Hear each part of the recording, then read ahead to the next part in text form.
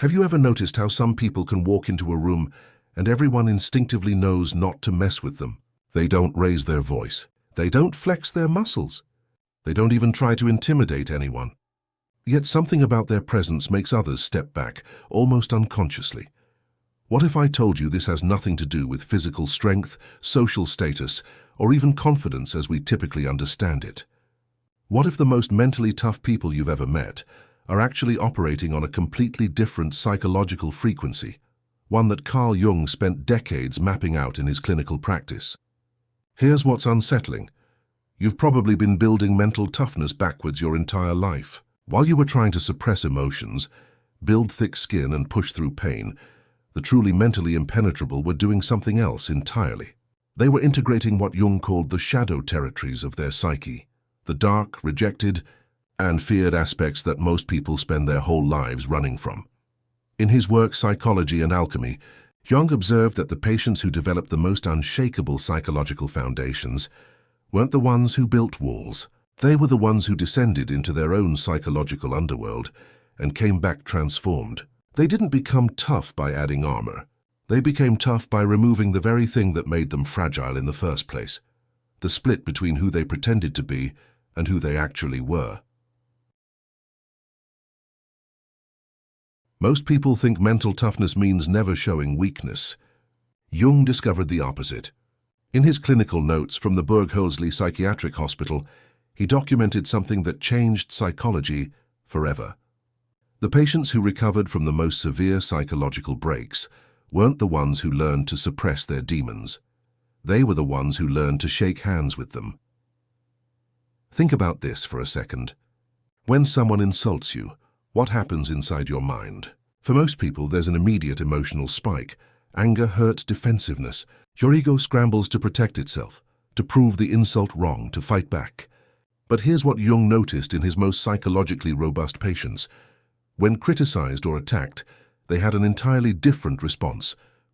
They'd pause, consider if there was truth in the criticism, extract what was useful and discard the rest. No emotional hemorrhaging, no ego bleeding out on the floor. This wasn't because they were emotionless robots. It was because they'd already met every dark aspect of themselves in what Jung called shadow work. They'd already confronted their capacity for cruelty, their selfishness, their cowardice, their most shameful desires.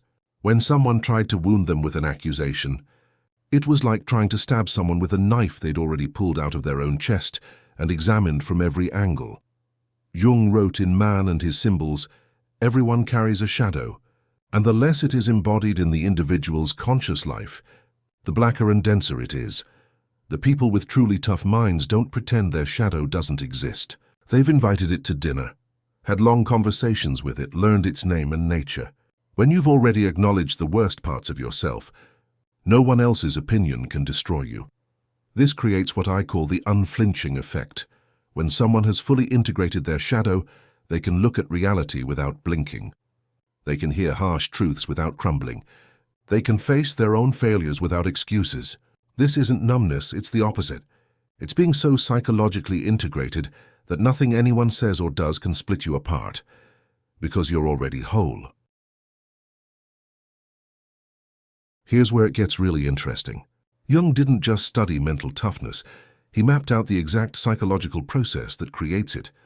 He called it individuation, and it's nothing like what modern self-help teaches. While everyone else is trying to become their best self, Jung's patients were becoming their complete self. There's a massive difference. Individuation isn't about improvement, it's about integration. It's the psychological process of bringing together all the scattered, contradictory, and rejected parts of your psyche into one unified whole. Imagine your mind as a parliament where different parts of you are constantly fighting for control. Your people-pleasing part wants everyone to like you. Your ambitious part wants to dominate. Your fearful part wants to hide. Your shadow part wants to break all the rules. Most people live their entire lives with this internal civil war raging, but Jung observed something remarkable in people who completed the individuation process. The internal war stopped, not because one part won, but because all parts were finally heard, acknowledged, and integrated into a greater whole. These people developed what Jung called a transcendent function. the ability to hold opposites in tension without being torn apart by them. Watch how this plays out in real life. Someone insults you at work. Normal response: your ego is wounded, you either lash out or withdraw. You spend hours replaying the scene, planning comebacks, feeling victimized. Individuated response: you notice the emotional trigger. You observe it without becoming it. You consider what truth might exist in the criticism. You respond from a place of wholeness rather than woundedness. You're not suppressing the emotion, you're metabolizing it in real time. Jung discovered this in his own life during what he called his confrontation with the unconscious between 1913 and 1918. He deliberately descended into his own psychological depths, recording dreams, engaging in active imagination, painting mandalas. He later wrote, "The years when I pursued, my inner images were the most important of my life. In them, everything essential was decided. What emerged from this process was a mind that couldn't be broken, because it had already been voluntarily shattered and reconstructed from the ground up. This is the difference between brittle strength and flexible strength. Brittle strength looks tough, but shatters under sufficient pressure. Flexible strength bends but doesn't break, because it's made of integrated parts working together, not rigid armor trying to keep things out." Now we enter territory that most people never explore. Jung discovered that beneath our personal unconscious, our individual memories, traumas, and experiences, lies something far more powerful: the collective unconscious. This is the inherited psychological structure shared by all humanity, containing what Jung called archetypes, universal patterns of human experience. Here's why this matters for mental toughness. People who tap into the collective unconscious aren't just operating from their limited personal experience. They're drawing from the accumulated wisdom of thousands of generations. When they face a challenge, they're not facing it alone with their 20, 40, or 60 years of experience. They're facing it with the mythological weight of human history behind them. Jung noticed his toughest patients had unconsciously activated what he called archetypal energies. When facing impossible odds, they weren't just John or Mary anymore. They were channeling the hero archetype with all its mythological power. When protecting others, they embodied the warrior. When seeking truth, they became the sage. This isn't role-playing or pretending. It's accessing deeper layers of psychological reality that most people never touch. Think about the last time you felt truly powerful. Not aggressive or dominant, but genuinely, unshakably powerful. If you examine that moment closely, you'll notice you weren't just being yourself. You were connected to something larger. Maybe you stood up to a bully and felt the courage of everyone who'd ever stood against tyranny. Maybe you protected someone vulnerable and felt the fierce energy of every parent protecting their young. That's the collective unconscious working through you. People with frightening mental toughness have learned to consciously access these archetypal energies. They don't just have personal confidence, they have archetypal authority. When they speak, it's not just their voice, it's the voice of timeless human wisdom. When they stand their ground, they're not standing alone. They're standing with the psychological force of every human who ever refused to back down. Jung wrote in The Archetypes and the Collective Unconscious, "The meeting with oneself is, at first, the meeting with one's own shadow. The shadow is a tight passage, a narrow door whose painful constriction no one is spared who goes down to the deep well. But one must learn to know oneself in order to know who one is." Here's something that sounds almost mystical, but is psychologically profound. Jung coined the term synchronicity to describe meaningful coincidences that seem to guide people toward their psychological development. The mentally toughest individuals don't just randomly stumble through life. They've developed what I call synchronicity recognition patterns. They notice connections others miss. They see patterns others ignore. They recognize psychological significance in events others dismiss as random. This isn't superstition, it's heightened psychological awareness. When you've done deep inner work, your unconscious mind becomes better at recognizing external situations that mirror your internal development. Watch someone with this level of mental development navigate a crisis. While others are panicking about what's happening, they're asking what it means. While others see obstacles, they see synchronicities pointing toward growth. They have an almost eerie ability to find meaning and direction in chaos, not because they're delusional, but because they've learned to read the psychological significance of events. Jung observed this in his own life constantly. He'd have a dream about a specific symbol, then encounter it repeatedly in his waking life. He'd think deeply about a psychological problem, then have a patient walk in with that exact issue. These weren't coincidences. They were the psyche's way of communicating across the boundary between conscious and unconscious, between inner and outer reality. People find this mental toughness scary because it seems almost supernatural. How does this person always know what's really going on? How do they navigate complex situations with such certainty? How do they seem to be playing chess while everyone else is playing checkers? They're not psychic. They've just developed sensitivity to psychological patterns most people can't perceive. This creates what Jung called absolute knowledge, not omniscience, but a deep knowing that comes from being aligned with both personal and collective unconscious processes. When you're operating at this level, you don't need to force your way through life. You move with psychological currents others don't even know exist. Jung discovered that psychological strength doesn't come from choosing one side of a polarity. It comes from holding both sides in creative tension. While everyone else is trying to be either strong or vulnerable, tough or tender, rational or emotional, the psychologically formidable have learned to be both simultaneously. This is what makes them so unsettling to others. You can't pin them down. You can't predict them using normal categories. They might show tremendous compassion one moment and ruthless boundaries the next. They can be completely open and completely protected at the same time. They've transcended the either-or mentality that traps most people. Jung called this the transcendent function, the psychological capacity to bridge opposites without collapsing into either extreme. It's like a psychological gyroscope that maintains balance no matter how chaotic things get externally. While others are being thrown from one emotional extreme to another, these individuals maintain a centered stability that seems almost inhuman. Consider how this plays out in conflict. Those people either fight or flee, dominate or submit, attack or defend. But someone who's mastered the tension of opposites can do something else entirely. They can engage without attachment, fight without hatred, defend without fear. They're playing by different rules because they're operating from a different psychological structure. In Psychological Types, Jung wrote about this extensively. He noticed that the most psychologically developed individuals weren't specialized in one function, thinking, feeling, sensing, or intuiting, but had integrated all four into a dynamic whole. They could think with their feelings and feel with their thoughts. They could sense the abstract and intuit the concrete. This integration creates a type of mental toughness that's genuinely frightening to those still caught in psychological fragments.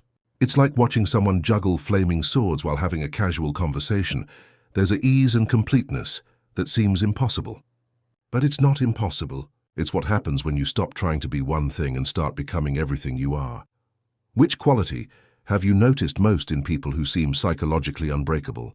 Is it their shadow integration, their connection to something larger than themselves, or their ability to find meaning in chaos?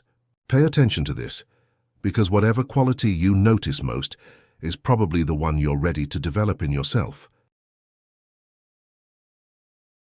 This is where Jung's approach becomes almost like psychological technology. He developed a technique called active imagination, a method of engaging with unconscious contents that builds mental toughness from the inside out. This isn't visualization or positive thinking. It's psychological alchemy. Here's how it works. Instead of suppressing disturbing thoughts, emotions, or images, you deliberately engage with them in a conscious dialogue. You give them form, let them speak, interact with them as autonomous entities. Sound strange? Jung used this technique to navigate his own psychological crisis and emerged with insights that revolutionized psychology. People who master active imagination develop a relationship with their unconscious that's collaborative rather than combative. While others are constantly fighting their own minds, these individuals have turned their unconscious from an enemy into an ally. They can access intuitive knowledge, creative solutions, and psychological resources that remain locked away in most people. The mental toughness this creates is different from what we usually imagine. It's not about being hard or cold or unmovable.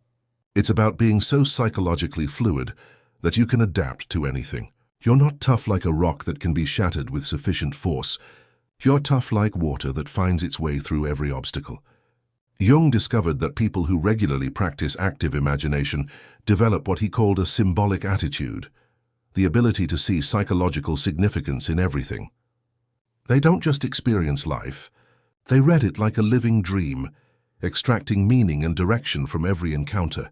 This gives them an almost prophetic quality, as if they can see around corners others don't even know exist. When someone with this level of development faces a threat, they don't just see the surface danger, they see the psychological dynamics underneath. They understand what unconscious complexes are driving their opponent. They recognize the archetypal patterns playing out. It's like having psychological X-ray vision. You see through appearances to the structural reality beneath. Here's the ultimate paradox Jung discovered. The people with the toughest minds aren't trying to be tough at all. They're trying to be whole. The toughness is a byproduct of psychological integration, not the goal itself. This is why forcing yourself to be tough never works. You're adding layers of armor instead of removing layers of division. Jung distinguished between the ego, your conscious sense of self, and the self, the totality of your psyche, conscious and unconscious. Most people spend their lives strengthening their ego, building its defenses, protecting its image. But the truly mentally formidable have shifted their center of gravity from ego to self. They're not protecting a small, fragile identity anymore. They're operating from the totality of who they are. This shift creates what looks like fearlessness, but is actually something more profound, completeness. When you're operating from the self rather than the ego, there's nothing to defend, because there's nothing that can be destroyed. Your essence isn't located in any particular image, role, or identity. It's distributed throughout your entire psychological structure. Watch someone who's achieved this level of development handle criticism, failure, or loss. They feel it fully. They're not numb or dissociated, but they're not devastated either. They have what Jung called objective consciousness, the ability to observe their own psychological processes without being overwhelmed by them. They can watch their ego take a hit without believing they've been diminished. In Answer to Job, Jung wrote about this process of psychological development, leading to a state where the individual becomes a conscious carrier of opposites. They can hold good and evil, light and dark, creation and destruction without being torn apart. This isn't moral relativism. It's psychological completeness that transcends simple categories. Jung believed humanity was approaching a psychological crisis that would force us to develop this kind of mental toughness collectively or face destruction. He wrote, "The world hangs on a thin thread, and that thread is the psyche of man. It is not the reality of the hydrogen bomb that must fear, but what man will do with it." The mental toughness Jung described isn't just personal development, it's evolutionary necessity. We're entering an age where the old forms of toughness, physical dominance, emotional suppression, rigid thinking, are not just ineffective, but dangerous. We need individuals who've done the deep psychological work, who've integrated their shadows, who can hold paradox without breaking. These people scare others, not because they're threatening, but because they're whole in a world of fragments. They've achieved a level of psychological integration that makes typical power games irrelevant. You can't manipulate someone who's integrated their shadow. You can't threaten someone who's already faced their deepest fears. You can't break someone who's already been voluntarily broken and rebuilt from the inside out. The path Jung outlined isn't easy. It requires descent into your own psychological underworld, confrontation with everything you've rejected about yourself, integration of opposing forces that want to tear you apart. It's psychological death and rebirth, repeated until you emerge as something more than you were before. But here's what's waiting on the other side. A mind that can't be broken because it's already whole. A presence that unsettles others because it's operating from a different level of consciousness. A toughness that doesn't come from walls, but from having no walls left between you and your complete self. Jung spent his life mapping this territory, so we wouldn't have to walk it blind. The question isn't whether you're brave enough to build this kind of mental toughness. The question is whether you're brave enough to discover who you really are when all the false divisions fall away. Because that's what true mental toughness is. Not adding more armor, but removing everything that isn't actually you until what remains is unbreakable. The people who scare others with their mental toughness aren't trying to be intimidating. They've just stopped trying to be anything other than what they are. And in a world where everyone is performing, pretending, and protecting false images, someone who's genuinely whole is the most unsettling presence of all. Your unconscious is calling you toward this integration, whether you recognize it or not. Every dream, every synchronicity, every moment of unexpected emotion is your psyche trying to show you the way toward wholeness. The only question is whether you'll answer the call or spend your life running from the very thing that would make you unbreakable. Jung knew the answer. The real question is, do you?